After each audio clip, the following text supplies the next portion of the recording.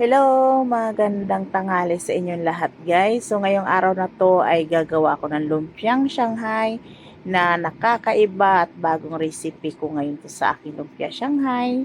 Ayan guys, unang-una, giniling na baboy, karot, sibuyas, bawang at nilagyan ko to ng paminta at konting bitsin at syempre nilagyan ko ng garlic powder, onion powder guys. Ayan. At syempre, ang nakakaiba dito, hinaluan ko siya ng corned beef.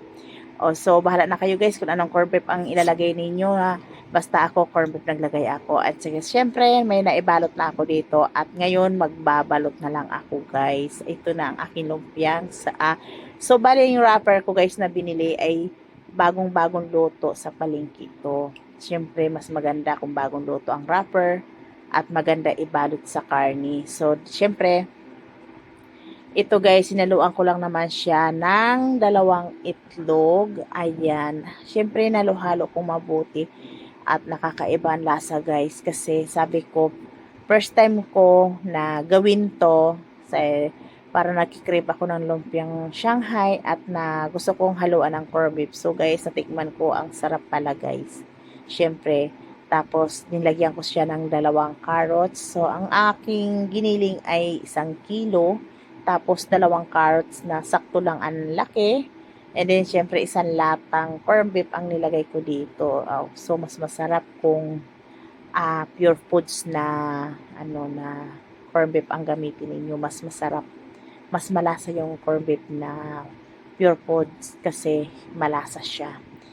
Ayan. So, syempre, nagbabalot ako dito, guys. Ayan.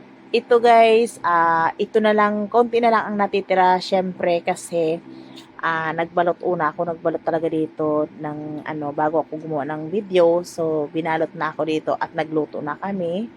Ito na lang yung tira na babalutin ko. Yung mga nabalot ko ay akin na niluto ng tanghalian at yun ang aming inulam guys. So nasarapan naman sila. Masarap siya papaki, nakakaiba ang lasa ng lumpia Shanghai. Ayan. Ito na yung natira sa mga naluto ko kaninang tanghali. At ito na lang yung natitirang konti na aking babalutin dahil guys, tapos na. Ito na yung nagawa ko lahat guys sa 1 kilo. Pero ito guys, marami na ang kulang nito. Siyempre, nailuto ko na. Ayan na guys. Yung aking lumpia Shanghai. Ayan. So, ilalagay na lang natin to sa ref para ready to cook na lang siya guys. Ayan. So matry nyo to guys. Masarap talaga. Promise. Nakakaiba yung lasa. Ayan. Please support lang po. Mag-iwan lang ng bakas dyan sa baba na aking video. At tinitingnan ko naman po, chinicheck ko sa baba ng mga video ko. Tinitingnan ko yung mga comment at nagre-respect ako agad guys. Huwag kayong mag-alala. Masipag ako mag-respect. Kahit hindi man ako ma-respect ng isang araw, I promise, isa-isahin ko yung video na yan para balikan kayo guys. Ayan. Kita nyo to guys. Are you ready na? Ayan, syempre, ang aking bagong recipe for today. Itong matatawag na lumpiang Shanghai with corned beef ashes. Nabulol pa talaga tayo dyan.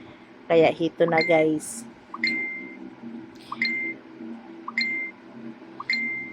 Dami namang Ayan, syempre. Nakakaiba tong aking lumpia.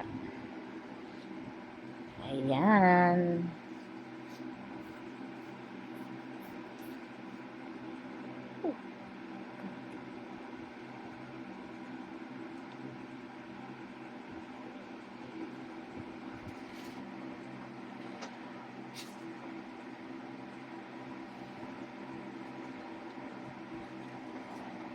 Bet ko yung mga alcohol bet. Grabe kati. Ano ba to? Kagat o ano to? Lamok yun.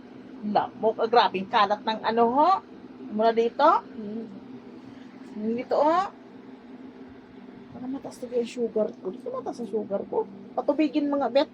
Kailangan matubig yan para mawala yung bet. Pisilin mo. Ha?